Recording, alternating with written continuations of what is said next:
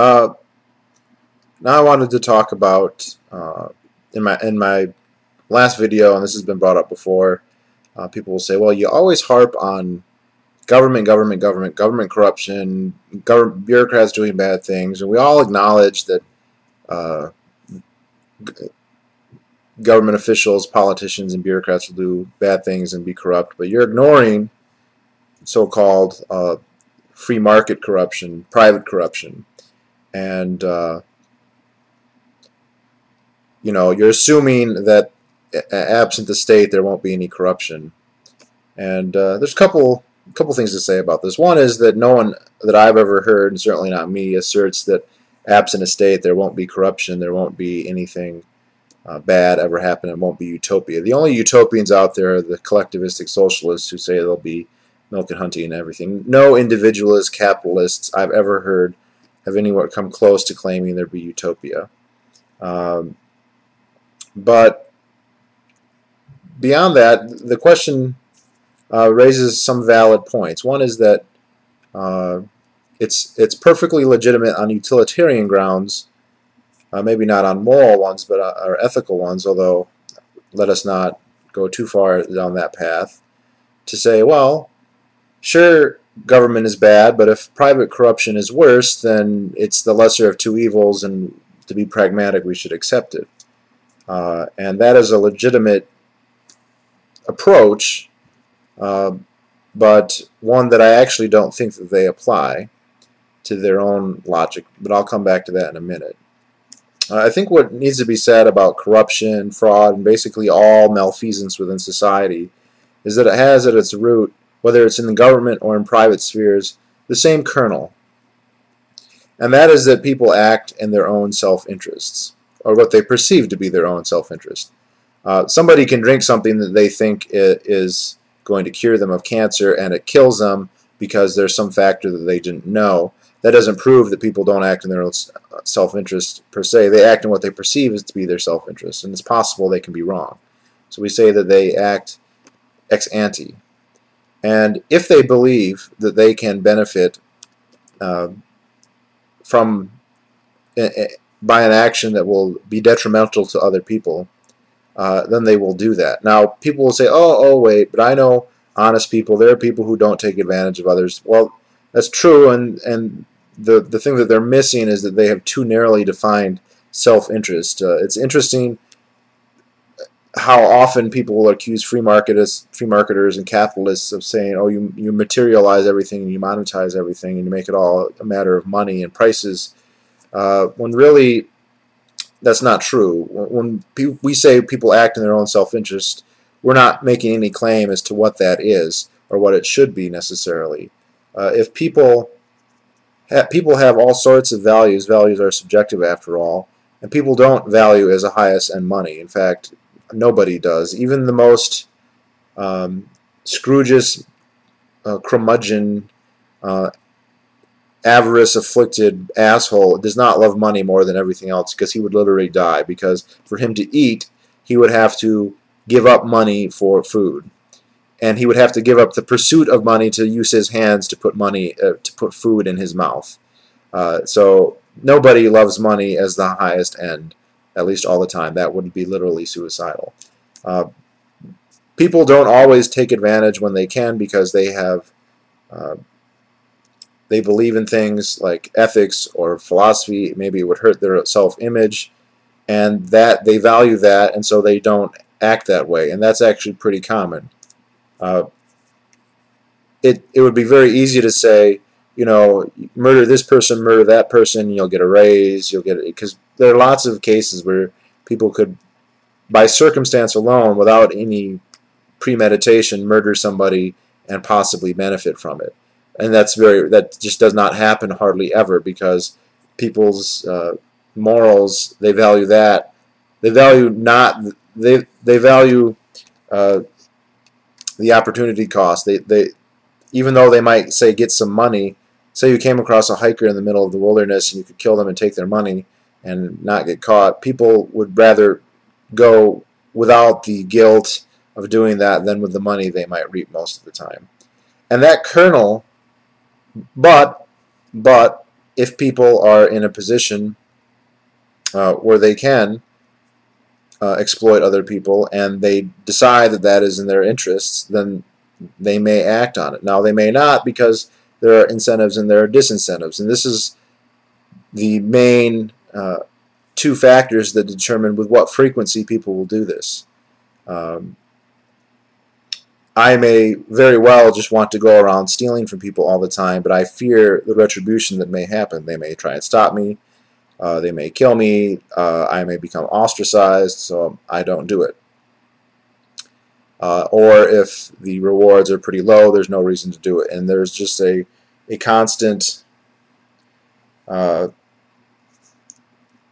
don't want to say inverse relationship with the two. I don't know if it's directly inverse or not, but the two are always at variance. And whether it's government corruption, whether it's a politician who thinks that they can skim a little money off, or a vendor or a consumer who thinks they can rip off somebody, it's the same motivation at base.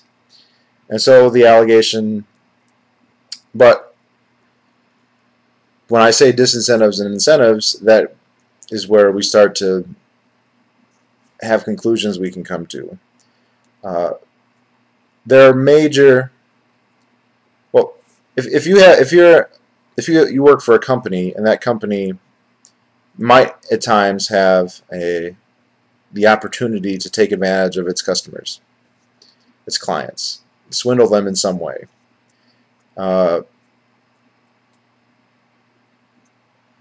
That situation of an employee, on a free market especially, of a company, is not analogous to government. And the reasons are institutional. If a company, if I cheat my boss, at any point I can be fired. If I cheat my boss, even if I have a contract, I can be fired. If your contract doesn't give you any kind of protection, then you can be fired basically for any reason, even if you haven't done anything wrong. And so there is a strong disincentive for malfeasance in that point. It doesn't eliminate it, but there's more of a disincentive. If, however, you're in government, that is much reduced. Now, people love to say that we control the government, that we can, through an election, kind of act to curb this, that the electoral process is a disincentive. And it's not wrong, because it is theoretically possible to unelect a politician, but to be perfectly honest, anybody who believes that that is an effective deterrent is delusional. Firstly, there's a huge degree of recidivism for incumbents. Incumbents have enormous advantages, and they win with such regularity as to, in and of itself, nullify that. Two, they have control over the process. They are able to basically blunt the disincentives against them by gerrymandering, by demagoguery, by playing one side against the other. They can cheat you, but they can help somebody else with the proceeds of that fraud, and the fact that they'll get the people who benefit to vote against the people who weren't benefit means that they've essentially nullified the issue. The other problem is that they have periodic elections, and so even if they do something bad, I mean, think about it like this. Say I did something really terrible, and my boss catches me and goes, "That was terrible, you're fired. Pack up your things, in 18 months you're gone."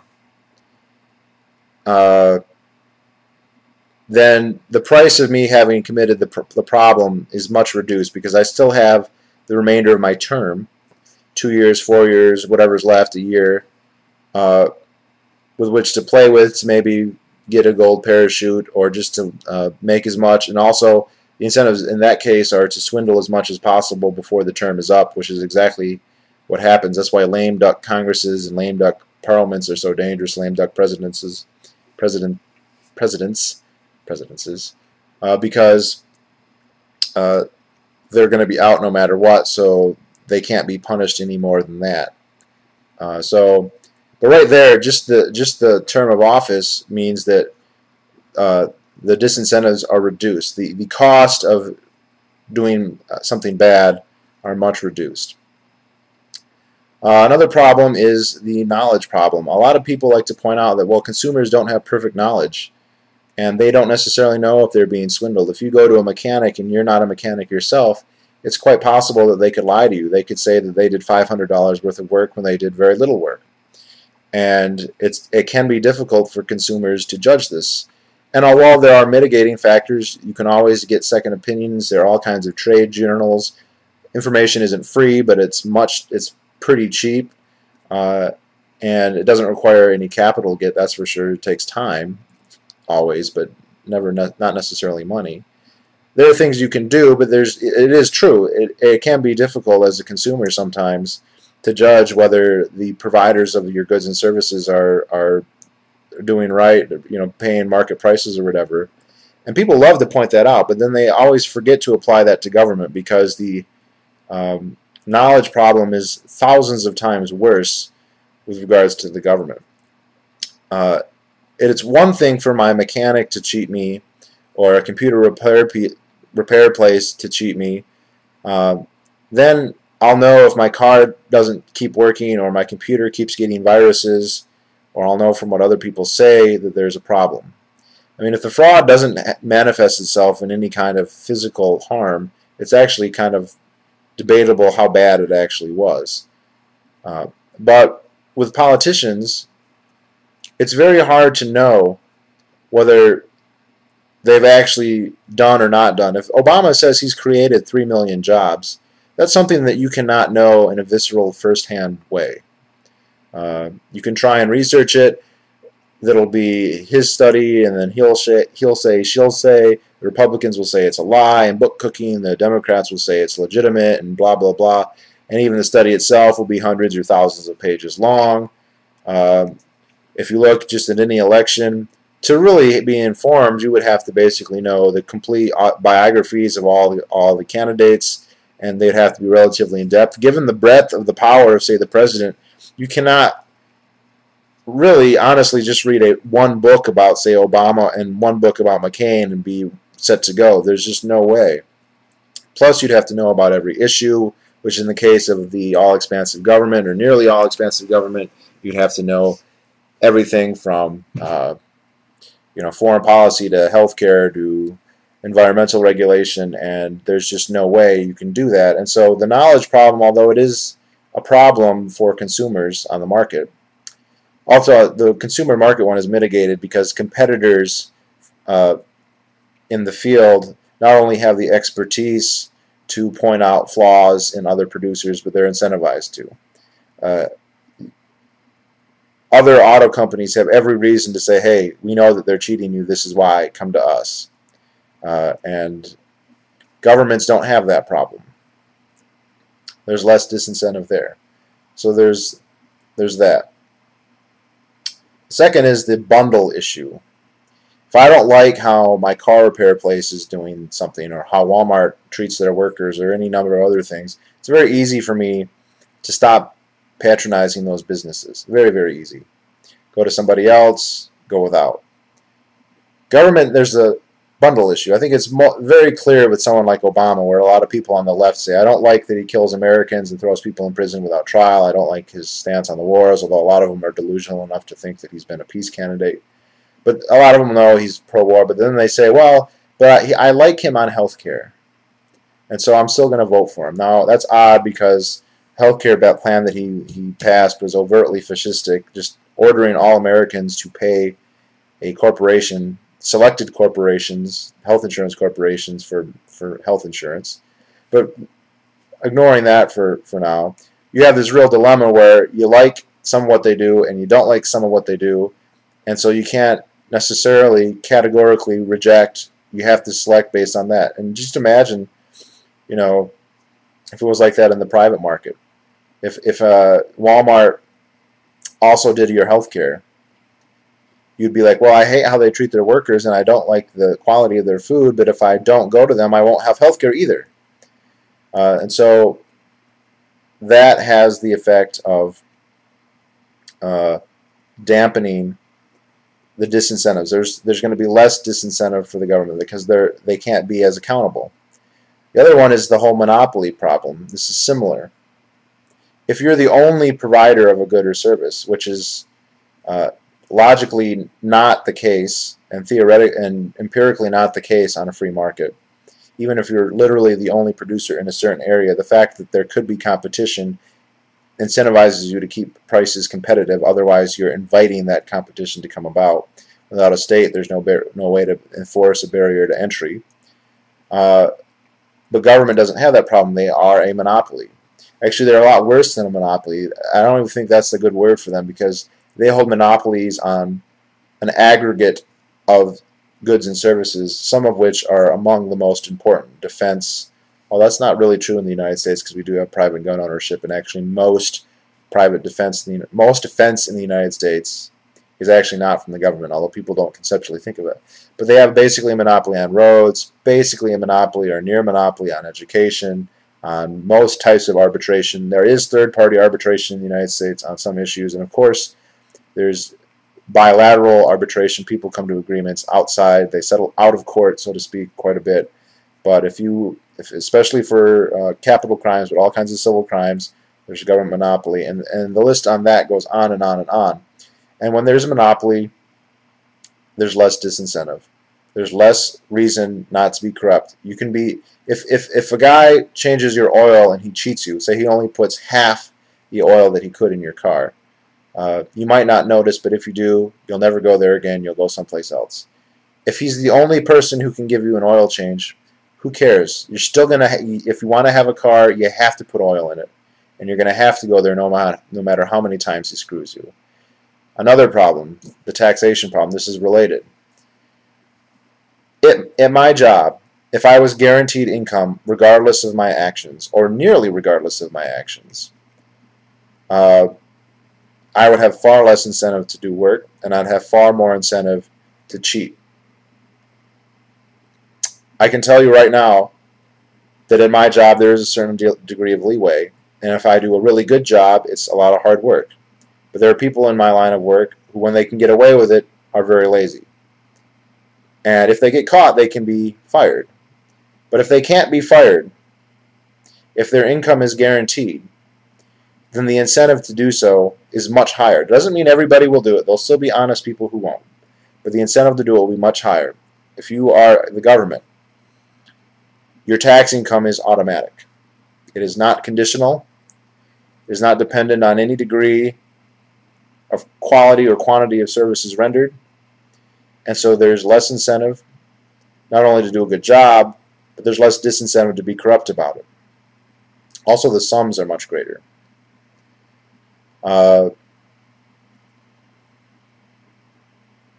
Is that it? I don't think so. I probably can't think of them all. All these are to say, though, I'll generalize here. If I remember another one, I'll bring it up. All these are to say that clearly in all these instances, these are all reasons why there is less disincentive and also more incentive for there to be corruption within government than there is within the private industry. Oh, the other thing, I could be, this is similar to the other ones I was saying, I could say cheat my boss, but my boss could say be my relative or my good buddy, and he may just decide, you know what, I'm going to let it slide. But this is related to the tax question. In a free market, no company is guaranteed revenue. Even the most competitive company, if people stop patronizing them for whatever reason, they'll go bankrupt. They'll lose all their money. And so that's an incentive to be honest, to do a good job. I mean, that's why someone like Domino's, who's a huge company, very successful company, takes very seriously relatively minor public image problems. Like when they found there's videos of some Domino's employees doing some kind of gross things that probably weren't actually that dangerous or terrible, but it looks real bad, and so they take it very seriously because you don't have to go to Domino's. You can go to any number of hundreds of other pizza places, and the fact that they're not guaranteed, this is just similar to the tax one, I guess, means that no matter how informal or buddy-buddy my company is, we can only go so far with it before we actually lose business. And gosh, and that reminded me of another thing, and now I don't remember it. there's so many problems with the government in these regards that it's just hard to remember them all. Uh, so all of these issues make government corruption much more likely than market corruption. Also, since the government is monopolizing all of these, oh, I remember now. One of the things that they have is a monopoly on arbitration. So if there is a dispute, if you do want restitution, since they are going to be, or some segment of them are going to be adjudicating that and judging whether there is actually fraud or not, they are very likely going to be ruled in the right. And so right there, I mean, it would be like, just think about this. Everyone hates Walmart, right? So what if the courts were Walmart? What do you think would happen if you tried to sue Walmart in a Walmart court? You would lose. What if you had a dispute with Walmart? What if you bought something at Walmart? What if the most Upton St. Clairian myth actually happened and you bought a can of soup at Walmart and it had rat poison in it and your children died? And then you sued, but the only courts that exist are Walmart courts. And the judges get paid by Walmart. And the judges want to get better jobs, they're in other Walmart courts. They might even be appointed by Walmart executives. And the laws that they follow are created by the Walmart legislature. And you could say, oh, they're independent. They're supposedly independent. But they're just an arm of the same thing. The independence of the judiciary is effectively a myth. Effectively a myth. It doesn't mean there's never ever been a ruling against government. But it is an empirical fact, and I would refer people to the book, what is it called? In Pursuit of Justice, where it actually documents the empirical evidence to this effect. That the judiciary works for the government just as it obviously does.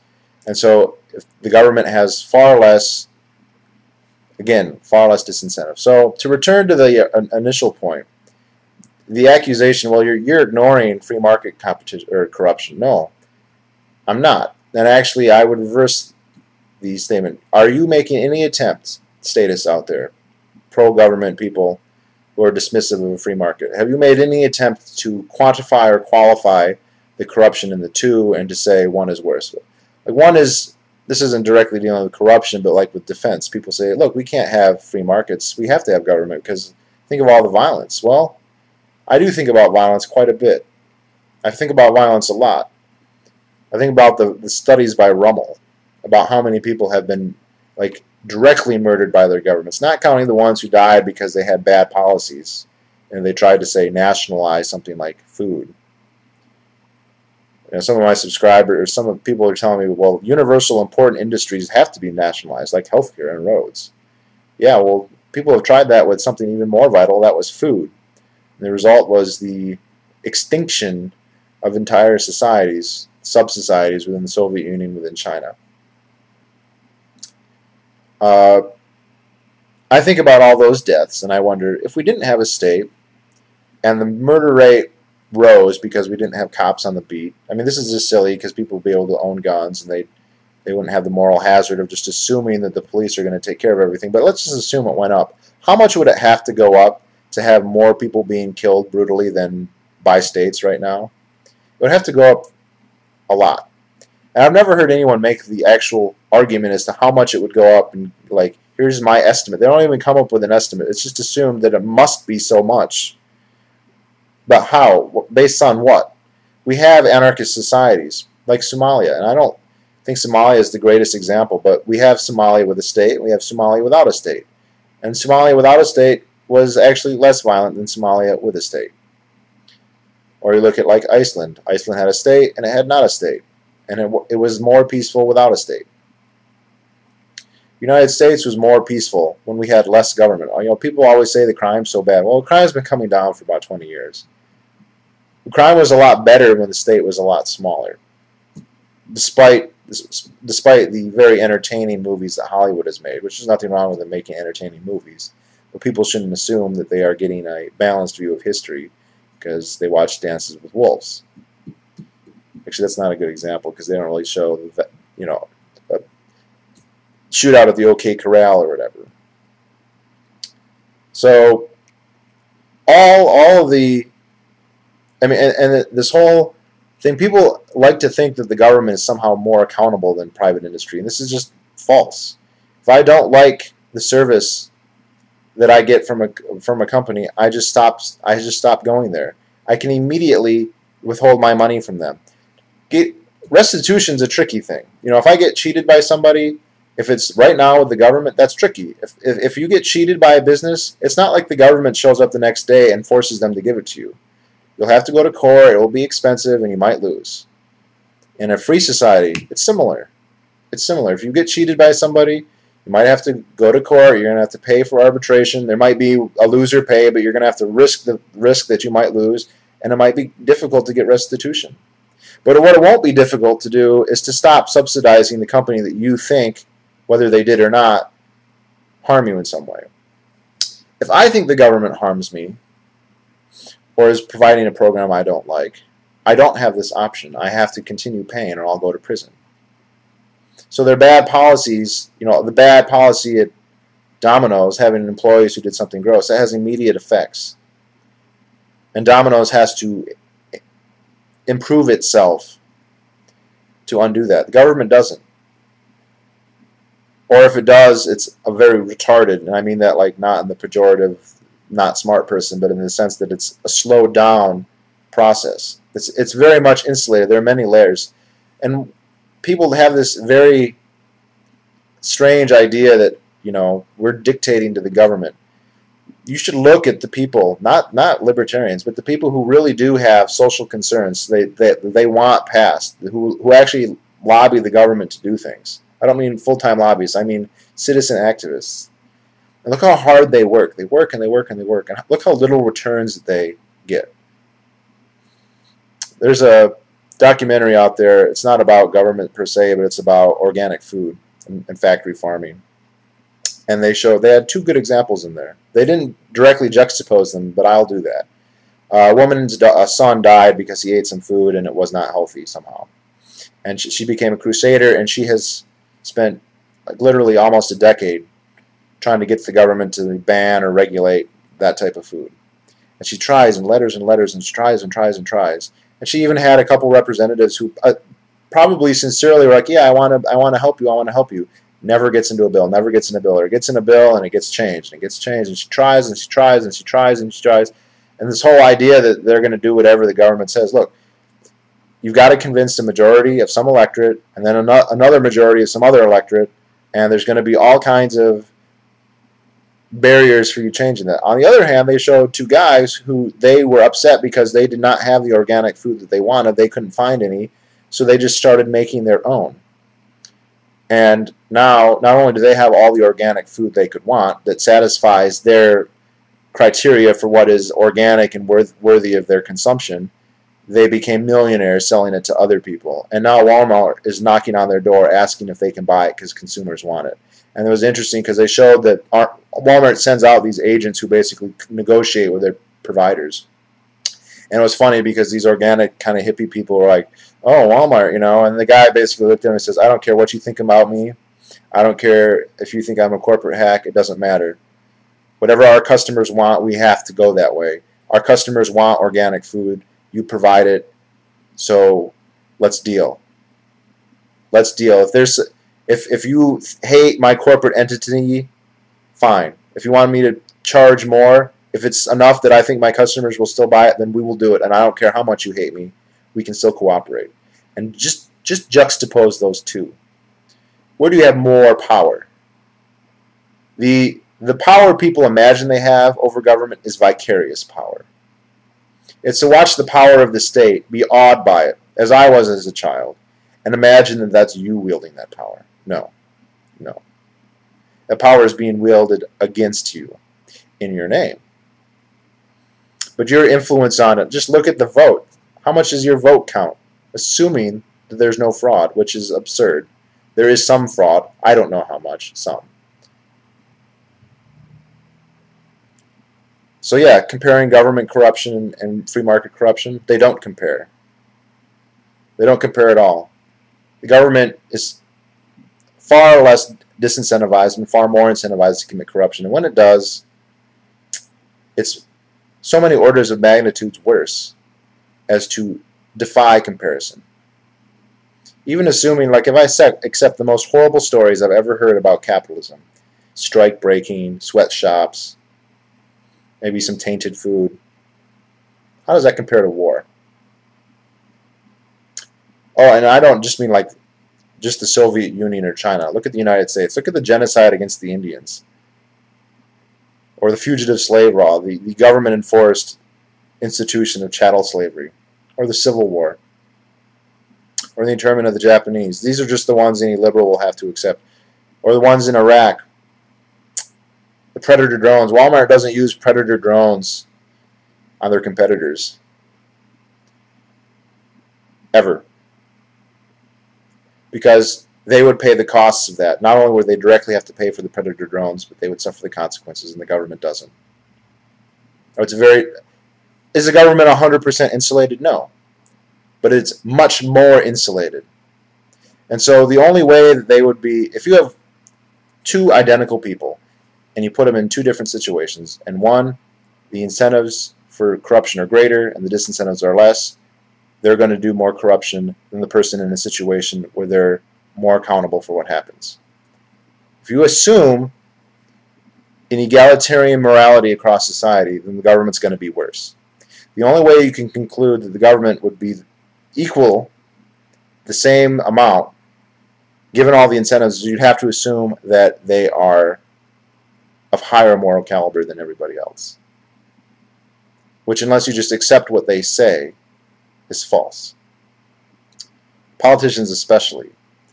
You have to accept that they're actually altruistic, which they're demonstrably not. Government bureaucrats, they work for pay. They don't donate their time. They get well paid for what they do. In fact, they get about double what their parallel private sector doing literal similar work get paid. They get paid double. Politicians, they don't necessarily want, their profit in their minds isn't necessarily money and graft. Sometimes it's power. Sometimes they like to be the center of attention. They're still self-interested. They're not of higher moral caliber. In fact, I think you could make an argument, even ignoring the incentives, that they're of a lower mental character, especially in certain lines of work. Not all of them. Not like the teachers, not that, but the ones where they have overt authority, which teachers do, but only over children. Your ego can't be boosted that much by having overt authority over children. I mean, I witnessed it in schools, but I'm thinking now of like police and military, especially police. And a lot of those people are demonstrably sadistic. You don't believe me? You could spend all day watching YouTube videos and then just remind yourself that only a tiny fraction of them will you be able to see. Most of them were never uploaded. Most of them, and then most of the ones that actually happened were never recorded. And yes, there are some who are not. Good for them. Politicians are categorical liars, by and large. They flip-flop so often as to rob the term of any meaning. It's not a descriptor when they always do it. So, in their situation, they'd have to be of high moral character. And unless that's your assumption, unless you're assuming that they are just better than us, which is the direct implication of so much rhetoric. They should do this and that and that, and we can't trust other people, which is, I mean, I just saw a great Jefferson quote, if man can't govern himself, how can he govern other men? And of course the implication is that the people in government are not other men, they are better men. And they are actually worse men, but even if they were the same, they would be worse because of the incentives, and their corruption would be worse, and the consequences of their corruption would be worse. There's a lot of corruption outside of government, and if we didn't have a government, there would still be a lot of corruption outside government. But the government's still a minority of the society, and yet it accounts for most of the corruption, and by far, most of the destruction. By far. When it drops the ball, like literally millions of people die, or at least hundreds of thousands. Those are the big tragedies. You can forget the genocides and all that, because yeah, there's the genocides and the democides, and then the little wars and the Cold Wars, but then there's literally millions of little baby tragedies, little baby tragedies, little the parking ticket here, the eminent domain taking there, the land stolen here to be given to this company, like here, there. You pepper them. That happens millions of times, like millions of times. And what happens to them? And then the other problem, the other incentive here is the whole ideological one. Ideology is a very interesting and important phenomenon, one that I don't think has yet been adequately qualified or quantified. But clearly it exists, and clearly if you are in a state where it biases in your favor, then you have a greater incentive to do harm. And it's not just the government that's like this. This is, I think, why you see like all this pedophilia with Catholic priests.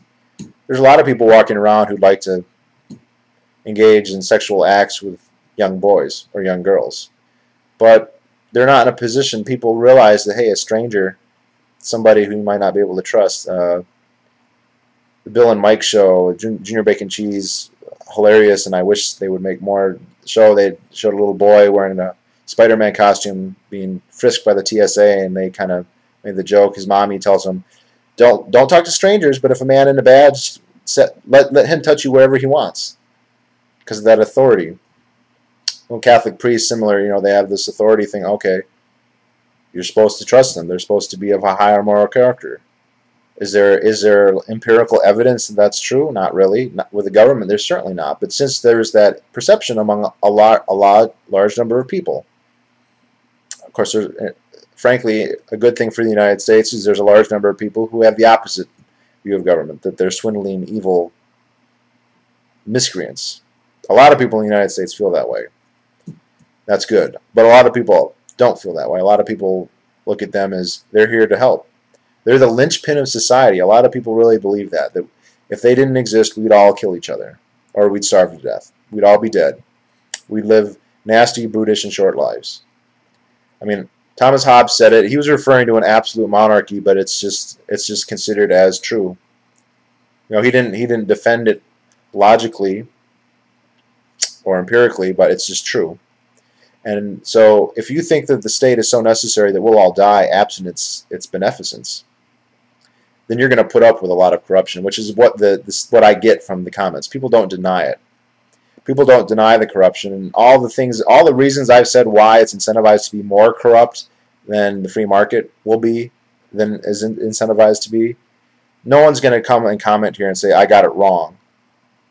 That actually politicians are more accountable because of elections. No one's going to say that, but people are still going to come on here and say, oh, we just have to have the government. So, yes, let's do compare which has more corruption, government or free markets. Let's do that. Because I don't see how you could and not come to the conclusion that we don't need no stinking government. Also, Ron Paul had a huge rally in Michigan State today, and I missed it because I'm in West Virginia. And I feel very sad about that. Oh well.